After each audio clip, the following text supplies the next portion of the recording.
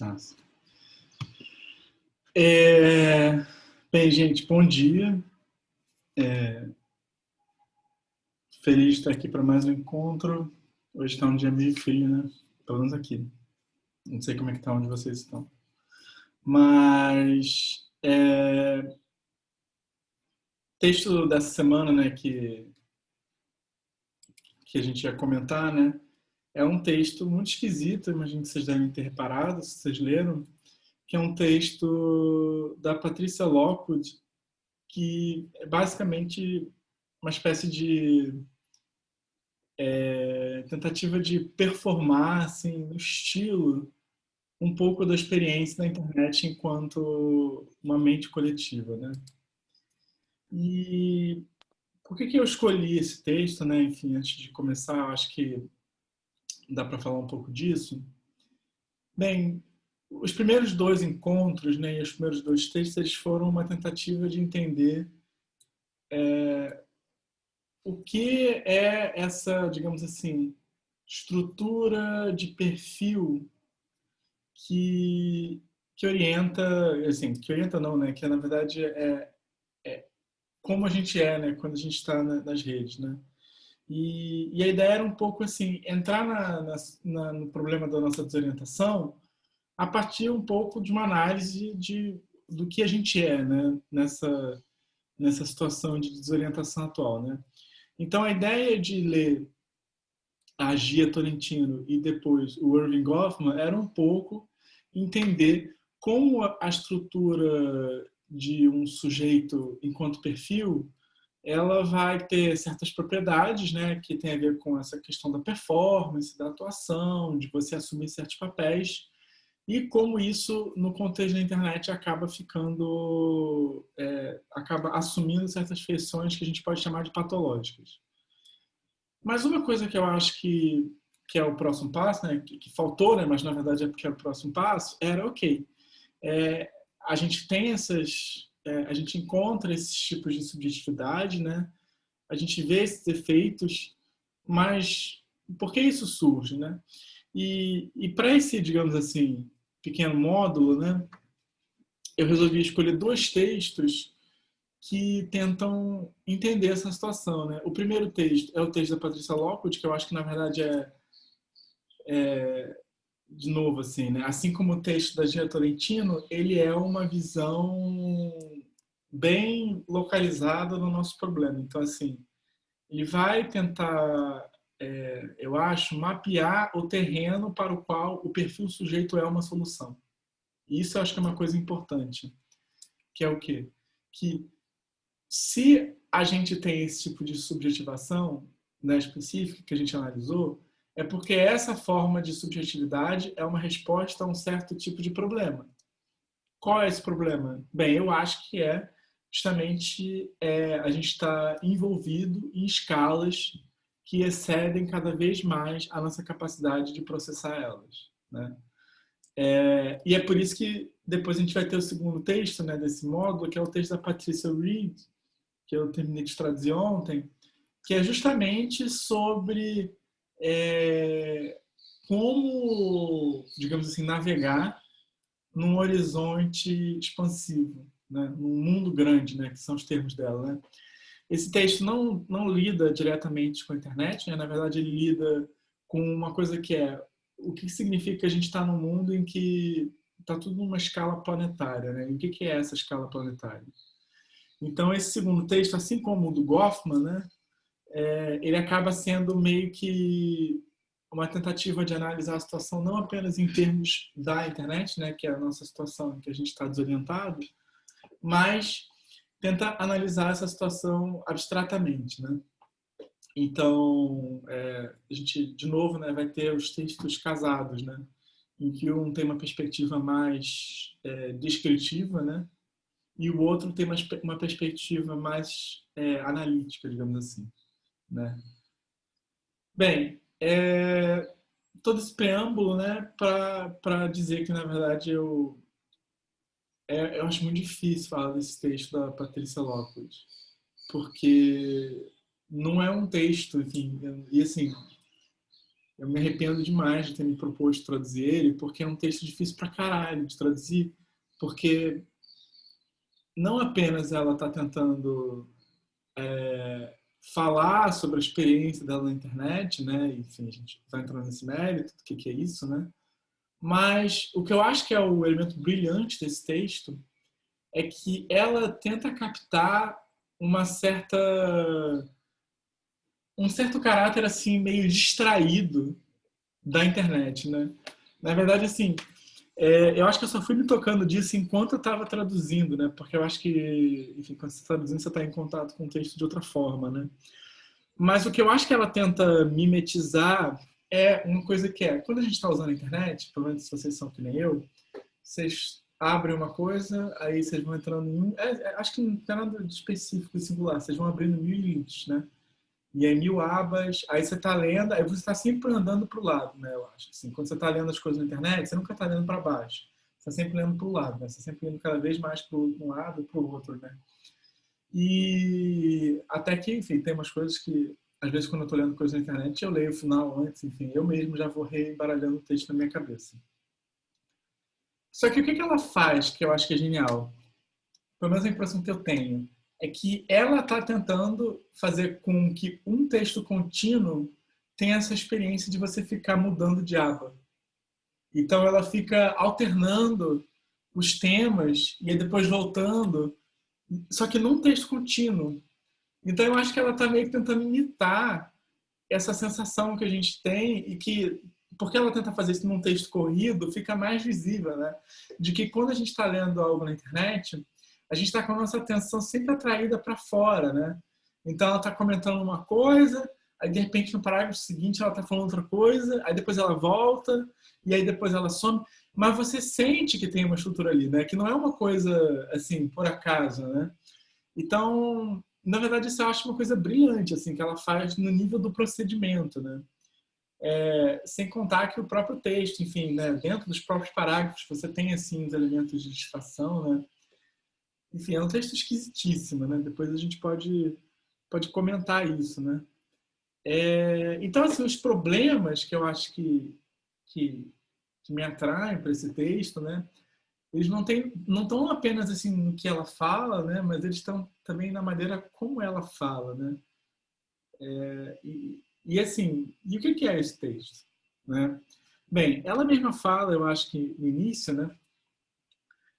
É uma tentativa de tentar dar conta, né? Dessa experiência que foi, né? Entrar num portal, né? Que é como ela chama a internet, e de tentar avaliar, né? Se isso tudo acabar, né, algum dia, né, se isso foi uma coisa positiva ou não, né.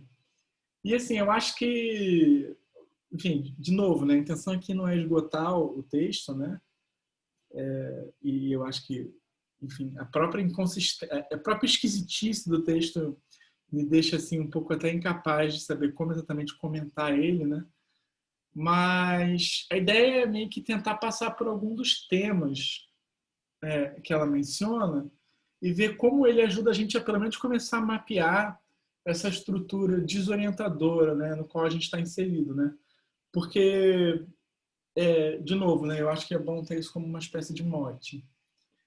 Se a gente assume certas formas de subjetivação, né, de ser, modos de ser que a gente assume na internet, se a gente se comporta como um perfil, eu acho que é porque a gente está tentando resolver um problema. E é o problema que aparece no texto, que é o quê? Como não se perder nesse espaço.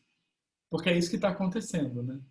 E uma coisa que eu acho interessante, assim, que aparece no começo, eu acho que ela... Olha, eu não sei, eu acho que eu não consegui captar ninguém deixando isso tão claro para mim quanto depois de ler esse texto, assim, mas eu acho que ela descreve a internet como uma estrutura peculiar em que você tem uma espécie de interiorização do exterior. Eu acho que é isso que é, digamos assim, a dinâmica de você entrar na rede. Ela não é um lugar à parte, né? Ela não é um lugar assim separado do mundo. Ela é uma espécie de deslocamento de perspectiva, né, da nossa experiência, né? Então, e um deslocamento que eu acho que é essa interiorização do exterior. E o principal verbo, né, eu acho, que está envolvido com essa experiência, né? O que quer dizer interiorização do exterior? Eu acho que a gente está inserido numa estrutura em que tudo se torna bisbilhotável. Né? Eu acho que ela usa a palavra em inglês eavesdrop. E na hora que eu fui traduzir o texto eu não pensei nisso, mas eu acho que bisbilhotar é uma palavra perfeita, até melhor. Né? Porque, de fato, eu acho que isso está tão naturalizado, né? Assim, a gente pode falar de você ficar stalkeando pessoas, né? Todo mundo, pelo menos todo mundo até uma certa idade tem essas habilidades muito afiadas, né? Ainda que talvez não goste de admitir, né? De que consegue bisbilhotar muito facilmente a vida de outras pessoas, né? Mas eu acho que isso é uma coisa que fica tão naturalizada, é que a gente bisbilhota a vida de pessoas que a gente não tem a menor ideia de quem são, né? Eu tenho um amigo meu que ele tem uma das experiências que eu mais assim aprecio na internet, que ele fala que ele gosta de investigar não, ele gosta de acompanhar o Twitter jovem, ou seja, ele gosta de acompanhar Twitter de pessoas de 14 a 16 anos, e porque ele sente que tem um frescor ali, enfim, ele curte e tal. E o que, que ele faz? E é muito engraçado, eu já vi e tal, eu já pedi para ele me mandar uma lista para ver como é que é, né? Enfim. E é uma parada muito louca, porque é tão acessível o mundo desse, a partir dessa estrutura, que você pode acompanhar a vida de pessoas que são completamente irrelevantes para a sua vida. E você pode saber detalhes super íntimos, entendeu? Sobre tudo, né? Porque as pessoas falam qualquer coisa. Porque na maior parte das vezes, as pessoas não estão assim muito preocupadas, porque a maior parte das pessoas é completamente banal e graças a Deus. Então assim, não tem nada demais acontecendo na vida das pessoas, tá só aquelas coisas assim, poxa, fulano não me dá bola, poxa, traí fulano, poxa, enfim, né? É aquela música do crush, né?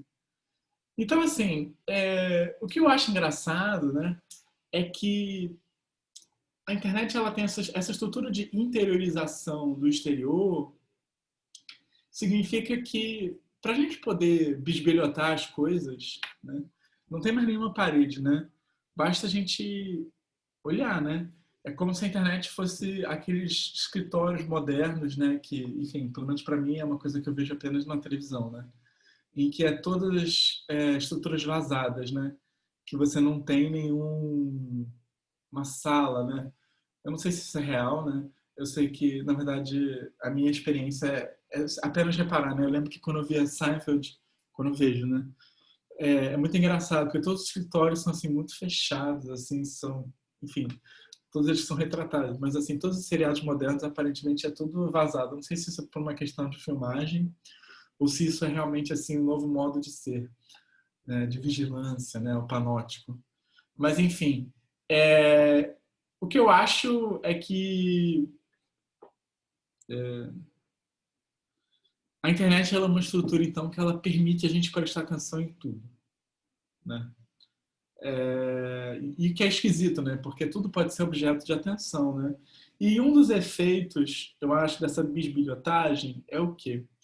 Bem, quando a gente presta atenção em uma coisa, essa coisa eu acho que ela se torna, de certa forma, mais real, mais visível, né? Mais referenciável, mais inteligível. E, bem, a gente acaba tendo uma situação esquisita que a internet, por ela ser mais bisbilhotável, em diversas situações, ela acaba parecendo mais real do que o mundo fora da internet. Né? E eu acho que às vezes é isso que dá a ilusão de que a internet é um lugar. Né? Porque se a internet é um lugar que tem mais detalhes do que outros lugares, porque, enfim, quando a gente está andando na rua, a gente não pode ficar ouvindo as conversas que as pessoas estão tendo no celular. Né? Embora eu seja uma pessoa que seja eu adoro adorava, né? Porque eu não posso mais realizar esse esporte, né? De ficar olhando as conversas de zap da pessoa que está do meu lado, né? Uma vez, uma das idas de metrô mais divertidas que eu tive foi quando eu fiquei olhando o zap de uma médica, Achei isso maravilhoso, assim. Tinha uma médica, aí ela tava com o celular, assim, ela tava do meu lado. E assim, gente, desculpa, se você tá com o celular disponível para olhar, eu vou olhar.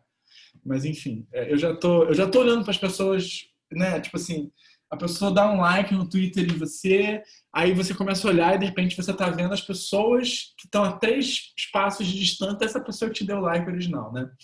Mas enfim, essa médica tava olhando o celular dela e o que me deixou assim chocado era assim, primeiro, nossa, as pessoas. Eu sempre fico com medo de falar com médicos no celular, enfim, porque eu sempre acho que eu estou incomodando, que eles não estão sendo pagos, enfim, sempre fico preocupado com isso.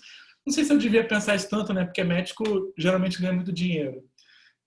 Mas enfim, mas eu penso, talvez porque a minha irmã é médica, eu fico com culpa dela. Embora minha irmã também ela é uma anestesista, então ela não entra nesse circuito, né, de clínica tanto. Mas enfim, eu lembro que eu fiquei olhando o celular dela e eu fiquei chocado, porque era muita mensagem. Era muito. Ela fazia assim, sabe? Tipo assim. E assim, não parava de ter mensagem, assim. Era uma parada completamente louca. E aí ela fazia assim, assim, e aí de repente assim, tinha mensagens que era tipo de uma semana atrás. Apenas. Né? Então, assim, era muita gente. Ela deixava. Aí eu via as mensagens que ela tinha vários que ela não respondia, tinha vários que ela não abria. Aí ela abria algumas e tinha umas fotos de olhos completamente deformados, assim. Porque acho que era pessoas falando assim, tipo, olha, tem algum problema aqui, olha só o celular. Enfim. Então, assim, é, na vida real, digamos assim, né? Nem sempre a gente vai ter acesso, como eu tive acesso ao zap dessa médica, né? Mas, então assim, e o que acontece? Às vezes as coisas parecem mais falsas. Por quê? Porque a gente vê elas menos, né? E a gente tem essas situações esquisitas, eu acho, assim, que é um efeito, assim, acumulado da internet, a gente ter tantos detalhes, é que não apenas, né, a gente acaba achando que as coisas são menos reais, às vezes, quando a gente vê elas apenas na vida real, mas a gente acaba tendo aquelas estruturas em que o mundo offline acaba sendo articulado a partir do mundo online. E o melhor exemplo para mim disso é a maneira como televisão de dia no Brasil hoje em dia se converteu em um grande canal de vamos passar alguns clipes assim do YouTube, né, basicamente, né?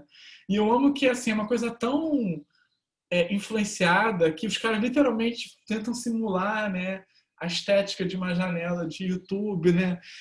Ou agora uma coisa que tá rolando, tipo, enfim, no último Big Brother os caras estavam simulando stories, né? Enfim, eles contavam algumas narrativas como se fossem os stories. Era sempre assim que abria o programa, eu acho, no dia de eliminação. Então, assim, tipo, tem essa interiorização do exterior que acaba, por sua vez, afetando como o próprio exterior se apresenta fora dessa interiorização, né? Mas, assim, uma coisa que eu acho interessante no texto da Patrícia Lockwood, que ela marca, ela não fala isso, mas eu acho que está lá, né? E eu acho que quem reconta essa história de um modo muito vulgarizado e acessível e com a melhor narração de todos os tempos é o Herzog, no filme dele que é Eis os Delírios do Mundo Conectado. É um filme muito, tipo, mocorongo, porque, enfim, o Herzog, ele fez o que todos nós gostaríamos de fazer, talvez, que é fazer algumas obras-primas e depois se aposentar e só fazer coisas que você quer para se divertir. Eu acho que, na verdade, isso é, tipo, goals, assim, né? É tipo o que o Levi-Strauss também fez, né? Ele fez ali as mitológicas, e aí, porque ele achou que ele ia morrer, né? Ele falou, não posso ficar que nem o Saussure, eu preciso terminar de escrever a minha grande obra-prima. Aí, de repente, ele, tipo, terminou, aí escreveu os suplementos, e a Helena viveu mais 20 anos, assim. Então, tipo assim, imagina, né? Essa alegria, né? Então, assim, é um filme da Herzog nesse estilo, né? Mas ele reconta e tal, a história é bem interessante. E assim, o que é interessante, assim, né? Esse movimento de interiorização do exterior, ele acontece, né, aos poucos, né? E como é que, enfim, é a estrutura da internet no início, né? Bem, eu acho que ela funciona de um modo meio como uma espécie de arquipélagos, né? Você tinha umas ilhas, né? E que não necessariamente estavam todas conectadas, né? E claro, é claro que elas estão todas conectadas materialmente, né? Porque a internet, e é sempre bom a gente não esquecer isso, tem gente que esquece, são literalmente cabos que estão atravessando o oceano, né? Tanto que eu acho que alguém até postou outro dia na internet essa foto que aparece de vez em quando, que é maravilhosa, que é tipo, tubarões estão tentando destruir a internet, né? E aí é a foto de um tubarão tentando morder os cabos da internet, né?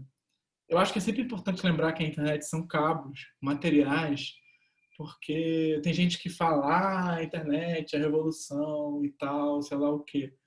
Mas assim, ao mesmo tempo é bom lembrar que tem gente que é dona desses cabos, né? E não somos nós. Então, pera lá, né? Inclusive, tem toda uma questão geopolítica, econômica, de onde os cabos vão passar, né? Sobretudo se você é alguma ilha no meio do Pacífico ou do Atlântico, né? Enfim, é uma coisa importante, né? Então, enfim. Bem, mas assim, por que eu estou falando que tem esse caráter de arquipélago, né? Porque assim, no início, você não tinha busca e nem rede social, né? O que você tinha? Você tinha e-mail, você tinha fóruns, né? Sobretudo nos anos 90, né? E depois, antes das redes sociais, né? Você vai ter os blogs, né? Blogs, fotologs, enfim. E o que é interessante é que eu acho que... Por que são ilhas? Porque para você chegar num certo lugar, você tem que meio que ter um endereço do outro lugar antes de você sair, né? De onde você está. E assim, se você não tem esse endereço, você não tem como chegar. Se você não tem o endereço literal, né? E os links são esses endereços facilitados, né? E o que acontecia muitas vezes? Você tinha certas ilhas e, e assim, às vezes essas ilhas podiam muitas vezes nem se tocar nunca, né? Você tinha fóruns que existiam e que jamais entravam em contato porque você não, porque às vezes assim você meio que para você chegar numa certa página você tinha que conseguir esse link em uma outra página, aí depois você conseguia na outra página um outro link, aí depois você conseguia em outra, né? Enfim, você tinha esses movimentos, né, descontínuos que realmente eu acho que mostram que ainda que as coisas estivessem conectadas, elas não eram contínuas, né? Então, assim, nos momentos iniciais você vai ter essa estrutura descontínua, né? Aí você vai ter o surgimento, né, dos sites que funcionam como diretórios, né? Enfim, tipo, aqui tem um link para... Enfim, é porque eu era gamer. Então, assim, os sites de diretórios que eu ia era tipo assim, aqui tem todos os links para detonados de jogos, né? Porque era o que eu fazia, ficava procurando detonado de jogo na internet. E aí eu quase virei um incel, né? Porque eu frequentava fórum gamer. Então, assim, inclusive é um dos grandes orgulhos da minha vida, né? Eu frequentei um dos fóruns, tem uns 4 fóruns, assim, que são, digamos assim, a pré-história do 4chan, né? E acho que o mais, assim, influente é o Something Awful, mas tinha um deles que era um dos menos, assim, importantes, mas que também é considerado, que era um dos que eu frequentava. De fato, é um lugar muito esquisito, para não falar coisas piores, né? Em que as pessoas organizavam, no início dos anos 2000, tipo assim, invadir fóruns de garotas anoréxicas para ficar xingando elas, falando que elas eram gordas e tal. Eram pessoas horríveis, tá? Enfim, não vou dizer, eu não fazia essas coisas, mas assim, eu ficava assim, nossa, enfim, o que eu vou fazer, né? Pelo menos eu não virei um incel. Mas enfim. Mas o que acontece? Você tem os diretórios, né? E o que são os diretórios? Os diretórios são curadorias feitas por pessoas, né? Então, tipo assim, o exemplo maior de diretório é quando a gente pensava nos fotologs, né? Porque no fotolog você tinha, de um lado, né, as suas fotos, né? No meio você tinha suas fotos, aí de um lado você tinha o arquivo, e do lado direito você tinha os seus, né, amigos. Que era o quê? Que era tipo assim, então, esses são os links que eu acho que valem a pena, né? Na cultura de blogs também tinha isso, né? Você entrar na lista de blogs indicados na coluna da direita era tipo, nossa, que coisa, né? E por que isso é importante? Porque a internet justamente são ilhas desconectadas a princípio. Então, qualquer tipo de curadoria facilita a navegação, né? E bem, a curadoria no início era tipo a galera pegando uma jangadinha, né, e atravessando as ilhas, né? E, enfim, pegando lá, colhendo os links que valem a pena, né? Enfim, era um pouco isso.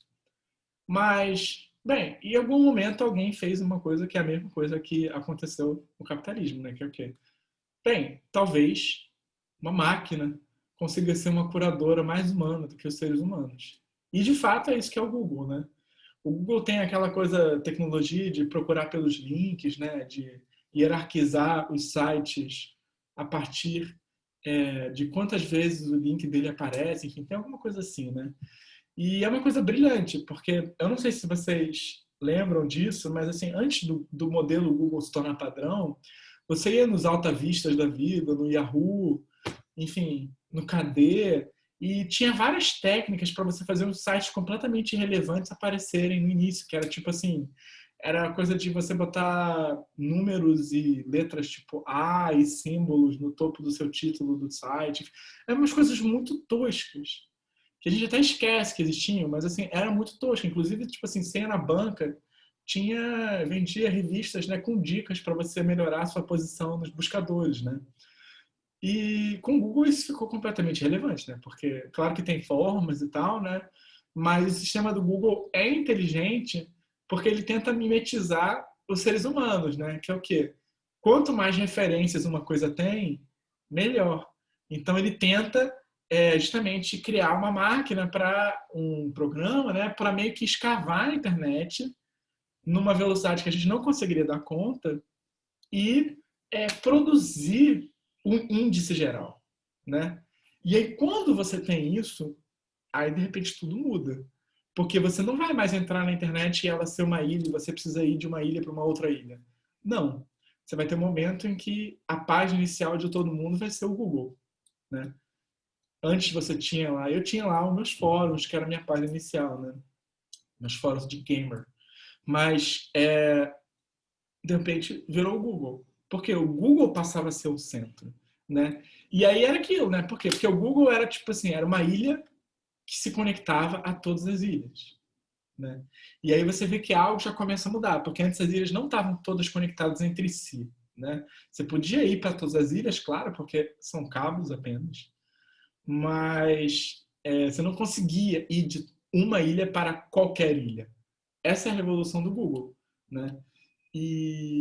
Bem, depois disso, o pulo, né, para a rede 2.0, né, é simples. Por quê? Bem, antes a gente tinha uma ilha que se conectava a todas as ilhas, e a rede 2.0 eu acho que ela é simplesmente uma variação do vetor, que é o quê? Se já está todo mundo ali entrando no Google, por que a gente então não faz um site no qual tudo reflete para dentro disso, né? Que seria, digamos assim, um continente, né? E só para, de novo, né? Porque eu acho que isso tem muito a ver também com o processo do capital, do capitalismo. É muito, pelo menos para mim, é muito curioso como mimetiza, né? Porque tem uma coisa chamada subsunção formal e subsunção real, que o Marx fala. Subsunção formal é quando, digamos assim, né, você procura extrair valor a partir de trabalho, né? Subsunção real é quando o trabalho passa a ser constituído pensando na futura extração de valor. Então, assim, o trabalho se modifica, né? E eu acho que o que acontece na internet é uma coisa similar, porque assim, se a gente diz que a internet é a interiorização do exterior, né? Então, o que tem? Você tem o exterior, ele é interiorizado. O que é a rede social? Ela é a interiorização do exterior da própria internet, que é todos os sites começam a ter uma existência apenas a partir do momento que eles existem na rede social, né? Então, assim, é uma coisa louca, né? E eu acho que a gente vê isso de maneira mais clara numa rede tipo Instagram, que não sequer deixa você, não deixa nem você botar link, né? Só pode ter um link no Instagram e, né, link na bio. E quando você clica no link é horrível, porque é um link que abre aquele navegador horrível, né? Mequetrefe, né? É quase como se os aplicativos não quisessem que você usasse navegadores, né? Por quê? Porque o navegador é um fóssil da internet pré-continente, né? O navegador é é uma liberdade, porque você pode, se você bota os números certos, você vai para qualquer lugar sem precisar passar por nenhum aplicativo, né? Se você sabe, né? Se você é tipo o Neo, que fica só vendo tudo em código, né? Então, assim, o que que acontece? A internet, ela vira uma estrutura em que as coisas são duplamente interiorizadas a um ponto que é tão interiorizado que você começa a ter também uma espécie de internet que se constitui contra essa interiorização, né? Que é tipo uma internet contra a internet, né? Porque tem a sociedade contra o Estado, né? Então tem a internet contra a rede social. Não é uma internet que se dá fora da rede social, é uma internet que ativamente procura evitar esses processos de dupla interiorização, que é, por exemplo, a dark web, né? Que são aqueles sites que tentam ativamente burlar os buscadores, né? E que você só tem como acessar se você tem o link, né? Então, assim, fico me lembrando daquele jornalista que tentou acessar a dark web, né? E falou que ficou com vários vírus, né? Enfim, tipo, enfim, né? Mas, então, assim, eu acho que, primeiro, esse é o ponto, né? Que você tem esse é o primeiro ponto que eu queria marcar, né? Mas, assim, eu acho que isso que é uma coisa que a Patrícia Lockwood marca, né? Bem no texto dela. Esse movimento não se dá sem os seus efeitos. E eu acho que é isso que ela vai meio que acompanhando, né? Ela vai acompanhando o processo em que você tinha certas culturas que floresciam em condições ilhadas, né, insulares, né, para usar essa palavra bonita, que acho que eu nunca consegui usar direito, né, mas acho que agora coube, né? Você tinha culturas insulares e depois, quando você tem um continente, elas continuam ali porque elas já existem, mas elas são completamente tornadas ao avesso, né? E assim, como é que isso acontece? Né? Enfim, um pouco de novo, né? Anedotário pessoal, mas uma coisa esquisita dos fóruns, né, é que assim, você passava 2, 3 anos assim frequentando um fórum, sabendo tudo da vida das pessoas que frequentavam ele, você começava a elaborar uma cultura, você começava a escrever de uma certa forma, né? E de repente tudo morria e passava e aquilo é como se fosse outra vida, ninguém mais usava aquele fórum e de repente estava todo mundo em outro fórum e tá tudo bem. Por que estava tudo bem? Porque nada estava hiperconectado. Então, aquilo simplesmente passava, né? E isso é uma coisa que acontecia, né? Enfim, os membros começavam a se reunir por causa de um tema, tipo jogos, né? Mas a Lockwood, ela fala de Cândida, né? Fórum dos usuários de Cândida. E os usuários que têm Cândida, né? E aí, no fundo, isso acaba gerando uma cultura específica, extremamente esquisita, mas que fica por isso mesmo, né? Só que qual o problema? O problema é que, bem, se isso não fazia a menor diferença, com a centralização das redes sociais, eu acho que isso começa com o Orkut, né? Porque o que é o Orkut? O Orkut, assim, é tipo o fórum de todos os fóruns, né? E aí o Orkut é uma coisa esquisita e talvez é por isso que é interessante, porque ele não conseguia não ser um fórum. E, e aí eu achava maravilhoso, né? Porque ele misturava as coisas de modo não harmônico, né? Porque você tinha aquelas... Porque muitas pessoas usavam o Orkut apenas como marcadores de perfil, né? Então, tipo assim, as comunidades que eu sou, elas eram apenas informações que eu quero que as pessoas saibam sobre mim, né? Então, tipo assim, eu quero que as pessoas saibam que eu estou numa comunidade chamada Lenin de Trade, né? Ou eu quero que as pessoas saibam que eu estou numa comunidade chamada Você Pode Comprar Lã a Qualquer Hora. Só que, assim, se você... O negócio no início do Orkut você tinha comunidades que eram como fóruns, comunidades feitas a partir de interesses. E aí essas comunidades tinham vida e tal, né? Eu participei de uma comunidade de literatura, que foi muito importante para minha formação e tal.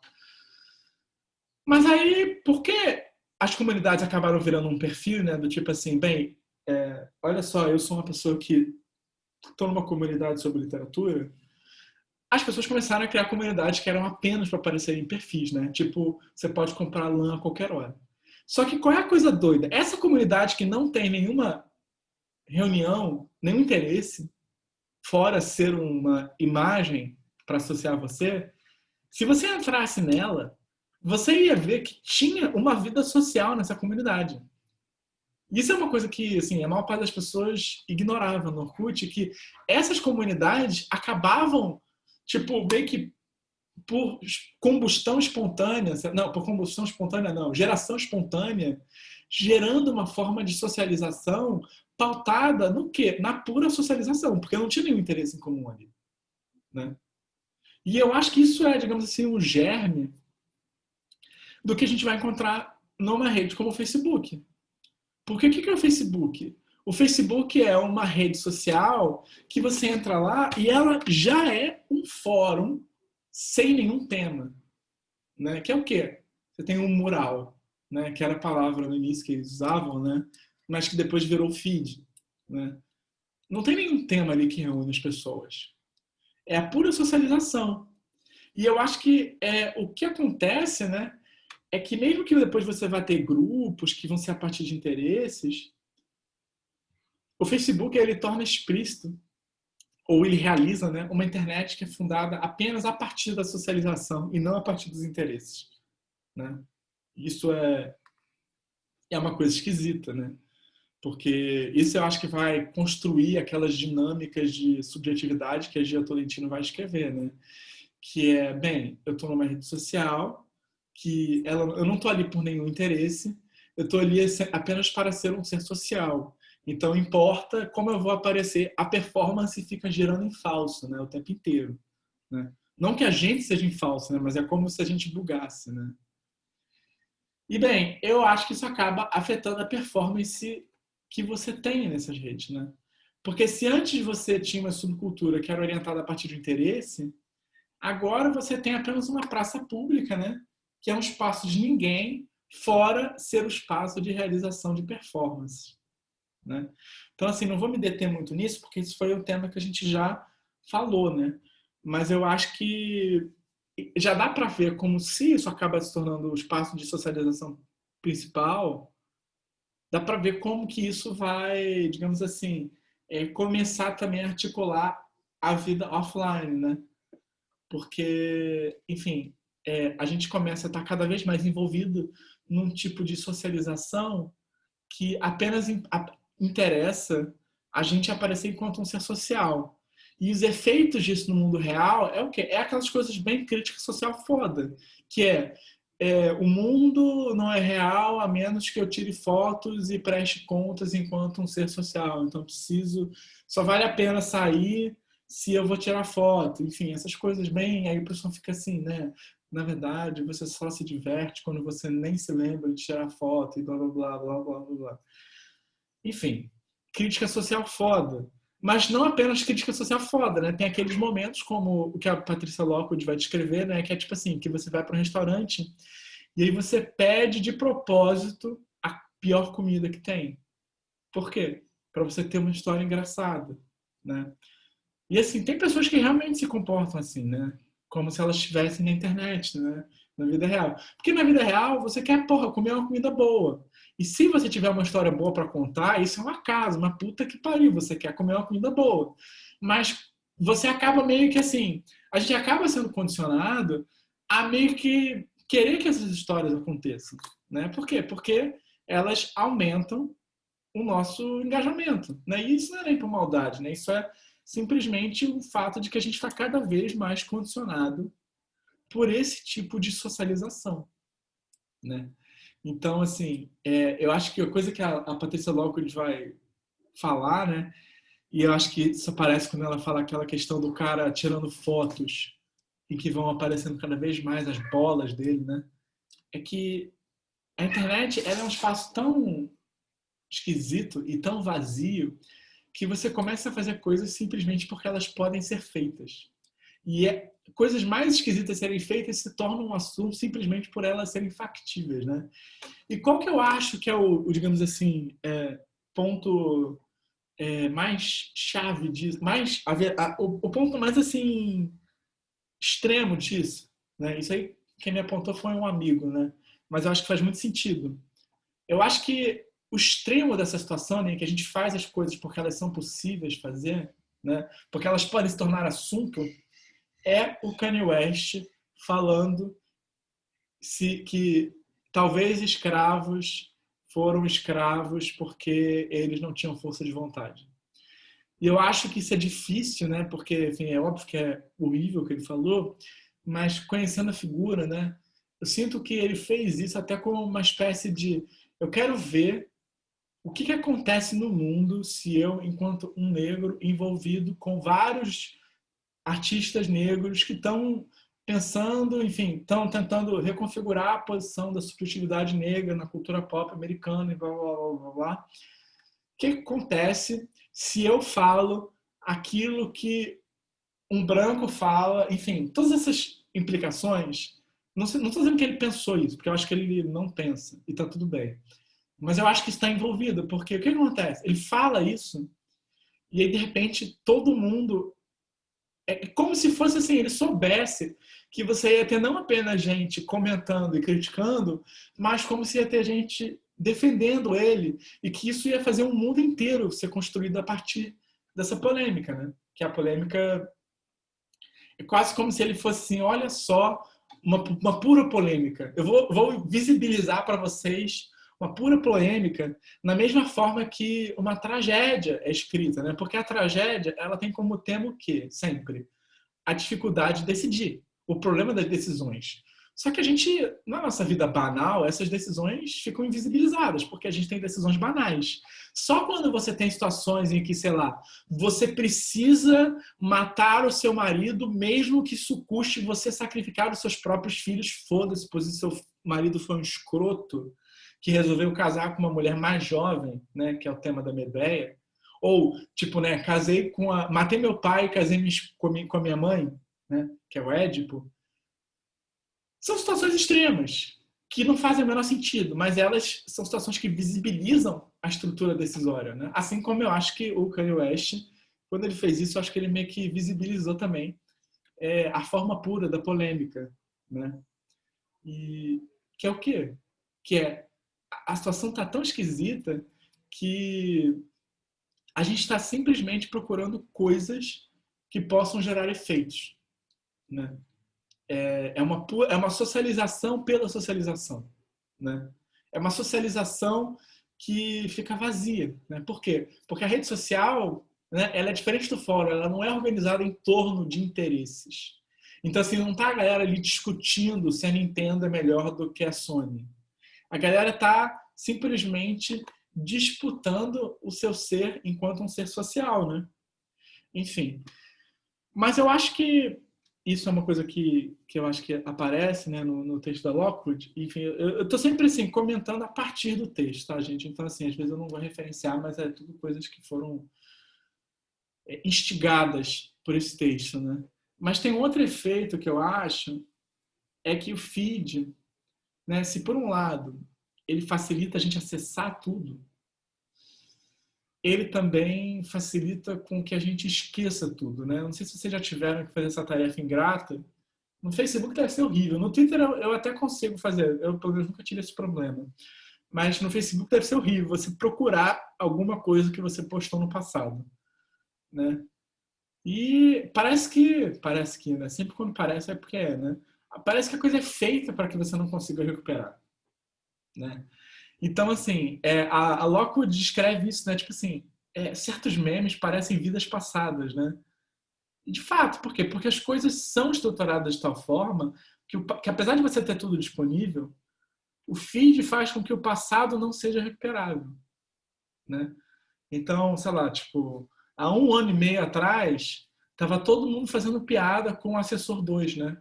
Por causa dos vazamentos da Intercept, né? Eu quero um Assessor 2 na minha vida, eu preciso de um Assessor 2 para me dar uns toques, enfim. E quem vai se lembrar disso hoje em dia? Né? Ninguém. Ninguém se importa. Parece uma piada até meio sem graça, mas naquela época era tudo, entendeu? Tava todo mundo fazendo piadas toscas com isso, né? Enfim. Então, uma coisa que eu acho interessante também é que outros efeitos dessa estrutura nova é que as coisas se tornam todas muito rápidas, né? Muito fugazes. E isso acaba também revelando um outro elemento que eu acho que é genial que a Lockwood fala, né? Que ela diz o que é então essa estrutura da internet a partir dessa dinâmica das redes sociais fugazes. Ela é uma estrutura em que um grande olho olha para um grande texto, né? Essa é a mente coletiva, né? O que é a internet enquanto uma atividade coletiva? Ela é a análise de um texto. Mas não é a análise de um texto por uma pessoa. É aquela polêmica no qual você se junta porque está todo mundo falando dela, então você não tem como não dar um pitaco sobre ela. E a sua posição ela é irrelevante. Ela não é importante. O que é interessante ali é que está todo mundo olhando por uma coisa e pode ser assim, sei lá, pode ser o governo Bolsonaro, pode ser, sei lá, Covid, ou pode ser, sei lá, tipo, o novo clipe da Lady Gaga, ou sei lá, ou algum meme ou alguma fanfic que estourou, não importa. A questão é que, bem, se o assunto é o que menos interessa, a gente vai cada vez mais, para fins de participar, entrar nessas dinâmicas em que vai ter uma espécie de subjetivação que não é apenas uma subjetivação individual, mas é uma subjetivação coletiva, né? Em que a gente é na medida em que a gente participa do tribunal da internet, né? E assim, eu acho essa expressão mocoronga, mas ao mesmo tempo eu acho que é isso mesmo. É um tribunal, literal, né? A gente está todo mundo, tem sempre um réu e a gente está todo mundo julgando, né? E claro, pode ser as coisas mais irrelevantes, né? Não precisa ser nada demais, né?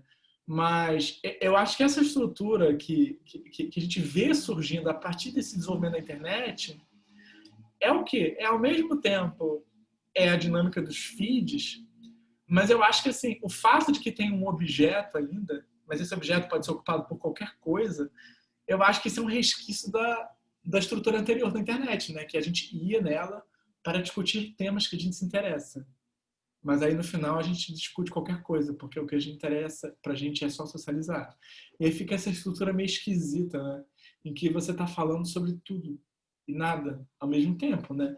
E nada importa muito, né? Tanto que ao mesmo tempo essas coisas são sempre esquecidas, são sempre soterradas. E aí você vai só para a próxima formação subjetiva, né? Só para o próximo tema, para o próximo problema, para a próxima treta, enfim. A um ponto que você sequer consegue. Às vezes você se pergunta, gente, para que eu estou fazendo isso, né? Por quê? Porque você é dragado para um movimento que está para além de você, né? E isso que eu acho que é o esquisito. É desorientador isso.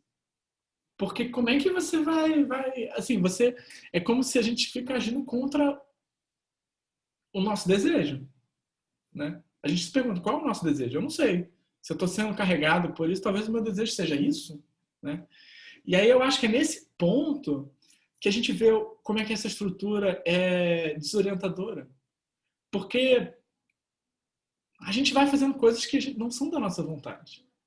E aí é por isso que eu acho que às vezes faz sentido você começar a ver por que você tem alguns perfis, uns tipos de perfis, que são, é, de maneira hiper estreita, temáticos. Né? Por quê? Porque você se manter preso num tema só, você se manter preso numa certa treta só, é uma forma de você não ficar sendo carregado pela corrente. Né? E assim, é claro que eu concordo com você, Agda. Eu acho insuportável isso. Né? Eu prefiro ser dragado pelo mar, eu acho. Mas assim, mas eu acho que são umas formas de você tentar evitar um problema. Porque, de fato, é cansativo. Eu acho cansativo. Eu não sei qual é essa. Agora tá rolando umas 1000 tretas agora na internet. Estão tentando cancelar o Jones Manuel porque ele é um pedófilo ou ele apoia fachos, mas ele é comunista, que critica liberais e está sendo cancelado pelo cara que quer vender órgãos. Enfim, eu juro, assim, ontem eu entrei na internet e ontem foi um dia que eu passei meio fora. Quando eu olhei assim, entrei no Twitter, eu me senti no Rashomon, sabe? Não sei se vocês já viram Rashomon. É maravilhoso. Porque é um filme muito mocoronga. Porque é basicamente assim, são 3 pontos de vistas sobre uma mesma situação e os 3 são incongruentes. E aí você pensa assim, poxa, que besteira, isso não faz sentido. Mas aí eu tentei acompanhar a treta de ontem, quando eu cheguei, e eu me senti, com quem que eu concordo? Eu não sei. Nada faz sentido. todos os lados parecem estar certos. E aí? Né? Enfim, né? Kurosawa conseguiu captar aí, do jeito mais tosco, ou seja, justamente como a filosofia faz, né? Problemas, né? Então, assim, eu acho que é interessante analisar isso, esse movimento standard, né, de ser levado para a corrente, porque ele ajuda a gente também a entender alguns dos efeitos individuais, né? Se você tem essa forma de subjetivação coletiva que a internet, eu acho que meio que proporciona, eu acho que dá para entender algumas formas de reação, né? Bem, e eu acho que tem dois efeitos principais, né, dessas reações que a gente pode falar que um é, digamos assim, um nível existencial e o outro é um nível, digamos assim, político, né? E assim, quanto a esse existencial, né, só um detalhe assim, né? É que apesar de você ter essa estrutura de formação de um olho coletivo, né, é importante notar também que o olho ele se apresenta como total, então parece sempre que se você não está envolvido nessa polêmica, você está por fora, mas a verdade é que eu acho que esse olho é apenas um megazord entre tantos olhos, né? Então, assim, o golpe de vista que a gente sofre é que a gente, ao mesmo tempo, sabe que dá para se manter alheio a essa polêmica, porque tem outras trocentas polêmicas acontecendo simultaneamente, mas elas fazem a gente achar que não tem nenhuma polêmica fora essa, e que se a gente está fora dessa polêmica, a gente não existe, né? Então, eu acho que não apenas a internet é essa formação do sujeito coletivo, mas é uma pluralidade de sujeitos coletivos que estão também disputando, né? Então, eu acho que realmente são tipo megazords, né? Megazords porque, enfim, não sei se vocês lembram, né? Mas no Power Rangers você tinha os Zords, que jamais serviam para nada, né? A única função dos Zords era eles se juntarem no Megazord. Maravilhoso isso, né? Enfim, que é basicamente o que é o Megazord, né? A parte, o todo é maior que a parte, né? Todo é maior que a soma das partes. Essa é a grande lição do Power Rangers. E aí você tinha batalha, né? Entre os Megazords e os demônios lá do mal, né? Enfim, a Rita, né? Eu lembro da Rita. E a Rita também tinha um marido, né? Que era um parecido com um demônio. Enfim. Mas assim, beleza. Então você tem essa situação. E aí, quais são os efeitos disso, né? Bem, eu acho que no nível existencial, eu acho que você tem uma mudança nessas estruturas. É que se inicialmente a internet era uma estrutura para a gente expressar a nossa subjetividade, e isso aparece o quê? Aparece a gente indo para fóruns, né? Que é o quê? Nossos interesses. Mas aparece também, digamos assim, no Fotolog, né? Que é o ápice dessa expressão individualista, né? Tipo, a minha vida. A gente acaba, quando a gente acaba sendo dragado para essa vida coletiva, a gente acaba expressando o quê? Os desejos de quem? Sei lá, de ninguém, né? De um algoritmo, talvez, que tenta produzir uma imagem genérica de quem nós somos a partir da nossa semelhança com outras milhões de coisas que ele sabe que vão atrair nossa atenção, né? Então, assim, os sujeitos, eu acho que eles não se expressam mais, mas eles acabam apenas expressando um movimento cada vez mais genérico, né? É como se tornar-se a si mesmo fosse você se tornar mais um. E isso digamos assim, né, um horror para uma estrutura que, digamos assim, tinha como mote, assim, né, um espaço para você poder ser você mesmo, né? Mas acho que além disso, tem um outro efeito, né, que eu acho que a gente pode falar, né, que é o quê? Bem, uma das coisas que se fala muito hoje em dia é sobre o colapso de contexto, né? Que a internet ela ajuda a colapsar o contexto, ou seja, as coisas são facilmente retiráveis do contexto. E eu acho que isso tem dois efeitos que ajudam a intensificar o processo de banalização das subjetividades. O primeiro é o quê? Se tudo pode ser retirado do contexto, isso significa que tudo que você fala na internet é perigoso. Então, assim, se tudo é perigoso, você vai tomar cuidado. E assim, a gente pode achar que a gente não está tomando cuidado, mas a gente está sempre tomando cuidado, né? Enfim, é uma natureza, é uma segunda natureza, né? A gente não percebe, a gente evita postar certas coisas. Todo mundo tem coisas que evita postar, né? Enfim, nem que seja eu quero evitar ser uma pessoa consistente, né? Enfim. Então, assim, não tem como. É inevitável. E qual é a consequência disso? Se está todo mundo com medo de cometer certos deslizes, é inevitável que as pessoas comecem a se parecer ainda mais, né? Porque vocês vão estar todos evitando a mesma coisa, né? Ainda que possam ser coisas diferentes, dependendo de quem você é, vai sempre ter uma série de pessoas que vai estar evitando ser confundido, né? E aí, nesse processo de evitar ser confundido, de evitar ser tomado por X quando você é Y, as pessoas acabam se tornando mais cautelosas e mais genéricas, né? As suas inconsistências reais, elas já são meio que domadas, né? Embora, na verdade, é aquele negócio, né? A nossa originalidade está em como a gente doma as nossas inconsistências e blá, blá, blá, blá, blá, né? Aquela coisa do Freud, né? A nossa liberdade está nas escolhas das neuroses que a gente toma, né? Enfim, né? Mas eu acho que também tem um outro sentido, e eu acho que a Lockwood ela menciona isso muito bem, né? É que, assim, o colapso de contexto significa também que qualquer história ou anedota é transportável. E tem um outro sentido disso, que é o seguinte: tudo que pode ter acontecido na sua vida já aconteceu com alguém na internet e já aconteceu melhor. Isso é horrível, né? Não importa. Tudo que você fez, sempre vai ter algum filho da puta que vai chegar e vai chegar, isso já aconteceu comigo, isso já aconteceu com fulano. Eu caí num poço. Mas fulano caiu num poço e aí dentro do poço ele caiu dentro de um segundo poço e ele foi comido vivo por crocodilos e sobreviveu. É um saco isso.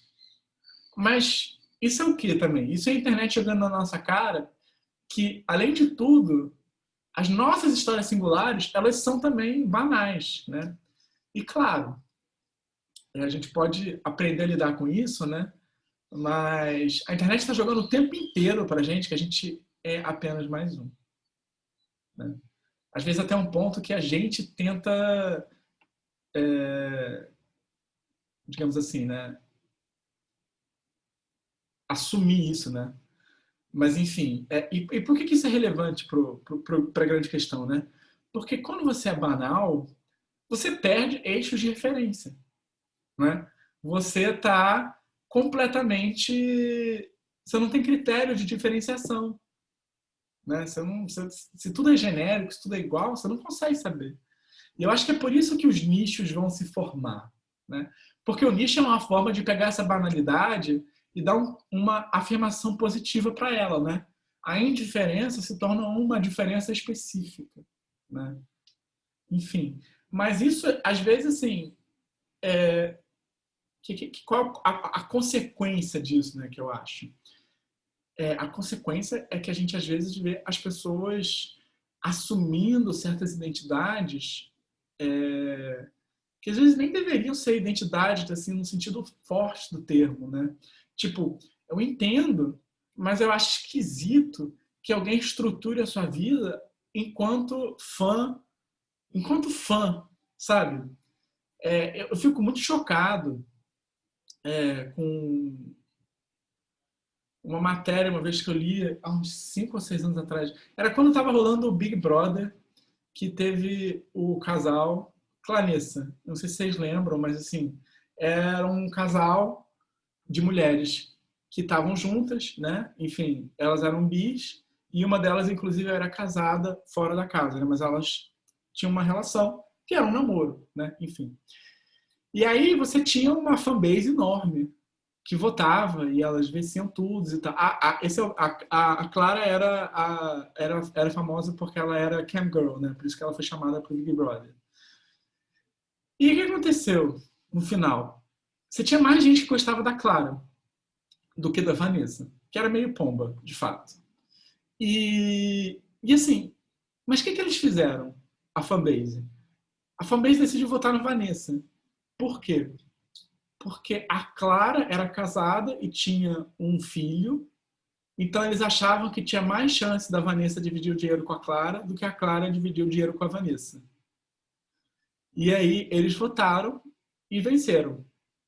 E aí, logo em seguida eu estava assim meio atordoado com isso. Eu li uma matéria maravilhosa sobre a fanbase do John Green, Que é engraçado, porque, tipo assim, é isso, uma série de pessoas.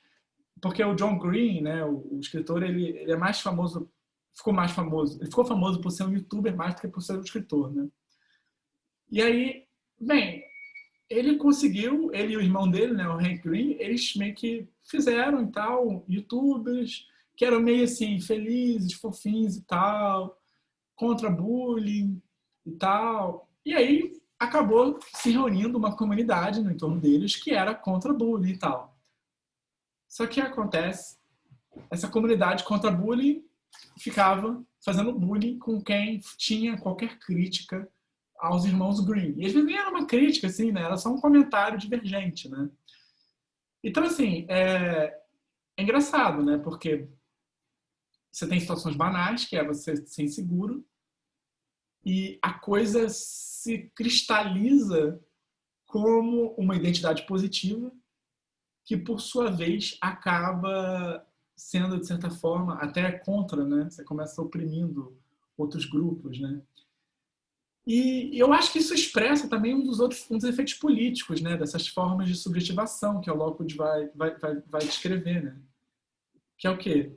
É que, além da internet ser um espaço, assim, digamos, em que as pessoas se articulam para propagar ideias políticas, o mais interessante, eu acho, é que você também tem um movimento na estrutura das redes, né, que vai propagar não nenhuma ideia política específica, mas uma espécie de forma de organização social que é própria à maneira como a internet se elaborou, né?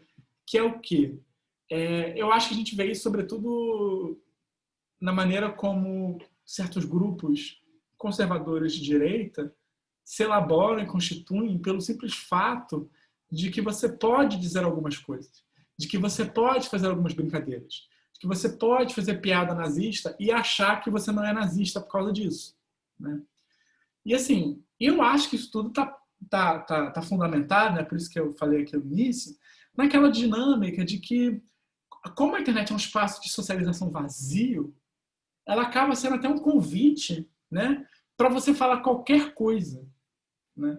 Só que qual é o problema? Quando você fala qualquer coisa, essa coisa sai do campo de possibilidades e se torna real, né? É que nem o ato falho do Freud.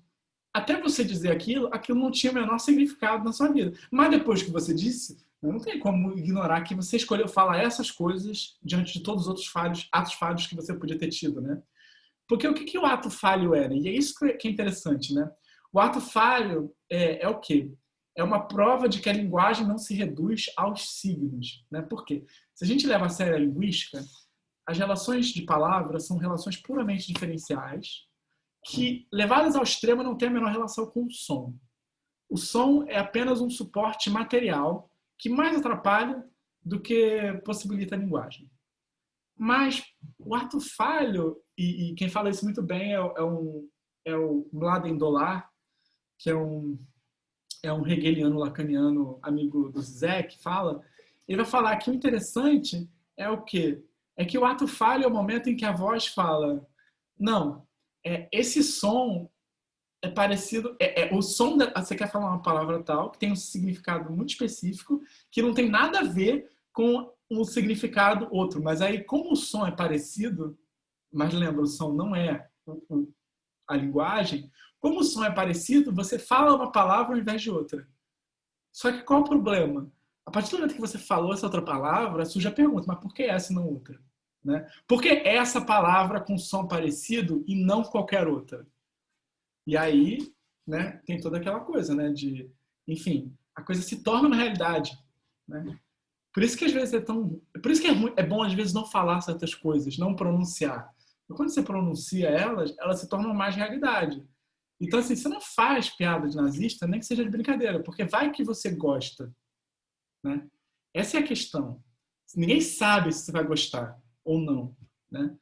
E é isso que acontece, né? Você tem um vazio ali que quer tanto assim ser ocupado das formas mais pitorescas, radicais, como botar as minhas bolas na internet, que às vezes você ocupa esse vazio fazendo piadas nazistas, né? E aí o que acontece? Aquilo que era piada, que era uma brincadeira, se torna realidade, né? Mas eu acho que é engraçado, porque o conservadorismo, às vezes, parece isso, né? Parece esse movimento, pelo menos alguns tipos de conservadorismo, né? De você levar algumas piadas a sério, né? E só para não terminar isso de uma forma assim muito nefasta, eu não acho que isso é necessariamente ruim, não. No sentido de que eu acho que isso é uma situação ambígua. Porque também tem memes e piadas que você começa fazendo de sacanagem e que de repente você vê que, caralho, isso é bom, né?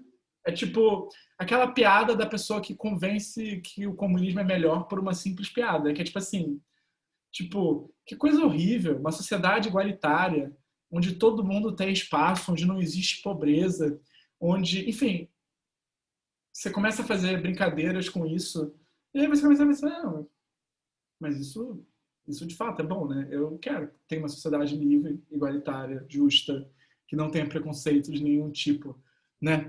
Então, assim,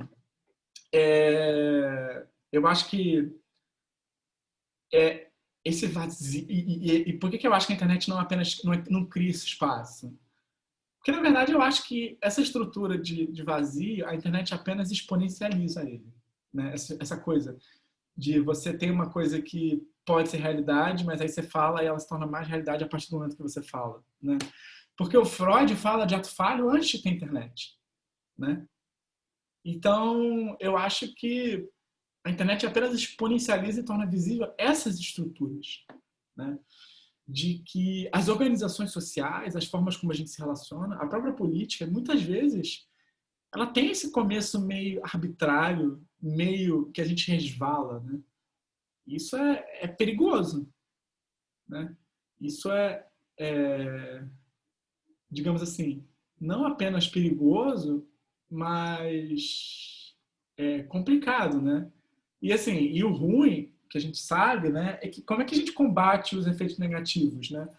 Não tem como, né? O máximo que a gente consegue fazer é fazer, né, a cultura de denúncia, né, como a Lockwood fala, mas a cultura de denúncia é só dar mais força para esse signo, é só fazer com que a própria internet preserve em sua forma de expansão, né? Então, assim, é uma situação complicada. E eu acho que é por isso que o texto da Lockwood termina de uma forma até meio esquisita, né? Que ela fala, tipo, será que isso vale a pena? Será que era melhor a gente ter um mundo em que nada disso existisse, né? E ela faz uma espécie de elegia ao passado, né? Mas eu acho que, e assim, até para fechar aqui hoje, né? Se ela termina assim, não é porque ela quer uma resposta sim ou não. Eu acho que a pergunta é um convite para entender essa situação, né? E eu acho que esse texto é uma tentativa disso, né? De entender como esse mundo ele é perigoso, né? Mas ao mesmo tempo não é só a internet, né? Eu acho que se a gente lê um pouco o texto, a gente vê que a internet apenas exponencializa coisas que já estavam lá, né? E isso é o seu perigo, né? E é isso que talvez assim a questão não é ser ludita, né? Não é um ludismo bobo que acha que tem que destruir a técnica. Não é a internet que faz essas coisas. Somos nós, né? E isso é difícil, né? Acho que isso realmente põe questões, né, que são também questões que, bem, se a gente se estrutura e se orienta assim, dessas formas, se a gente organiza as subjetividades assim, porque essa estrutura é muito doida, né? Mas ao mesmo tempo essa estrutura ela está só ampliando e intensificando desorientações que a gente já tem no mundo real, digamos assim, né? Ela não é nada de novo, né? E talvez isso seja mais difícil de aceitar. Porque quando a gente diz que a internet é algo completamente novo, quando a gente diz que ela é uma situação nunca antes na história desse país, aí tudo bem, né? Aí é fácil você lidar com o problema. Porque, sei lá, ajusta o algoritmo, treina ele para não ser racista, né? Mas é aquele problema, né? Se o racismo está na gente, digamos assim, né? Porque eu estou falando isso do racismo porque você estava tendo aquela questão que as pessoas estavam brincando com o algoritmo de recortar imagens do Twitter. Que se você botava uma pessoa branca, tipo assim, se você botava uma, digamos assim, uma imagem que de um lado tinha uma pessoa branca e de outro tinha uma pessoa negra, ele sempre ia selecionar para aparecer a pessoa branca. Mas assim, é, não é apenas uma questão do algoritmo, né? Tem a questão de que a gente tem discursos estruturados de modo racista, né? Isso é complicado, né? Então a internet não é a solução não é do ponto apenas na internet, né? Isso é uma merda, porque aí significa que a gente tem que resolver a vida em sociedade, né? E aí é um problema muito pior, né, pra gente. Mas estava pensando assim, desculpa, Rafa, eu posso fazer uma pergunta? Deixa eu Eu só. estava pensando. Tá. Ai, desculpa. Não, Não, fala, deixa eu fala, só. É desculpa. porque eu tô só. Mas eu vou fechar, porque eu tô. Enfim. É, mas enfim, gente, é só para terminar aqui, para terminar o ponto da gravação também, porque para a gente poder, para quem for ver, o pessoal que for ver no link, né? Só para terminar, então, que, enfim, essa estrutura, eu acho, de desorientação, ela não é uma estrutura restrita à internet, né? E é por isso que o próximo texto que vai ser lido é um texto que tenta elaborar alguns dos problemas de você lidar com uma vida multiescalar, em que você tem muitas escalas. Então, eu acho que vai ser um texto que vai dar um complemento interessante, justamente porque ele não lida apenas com a internet, né? E isso conecta com o que eu estou falando agora, né? Que eu acho que isso não é um problema apenas na internet, né?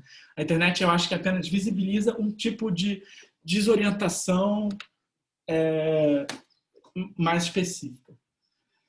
Mas, enfim, vou parar aqui a gravação e agora a gente pode continuar, tá? Espera aí.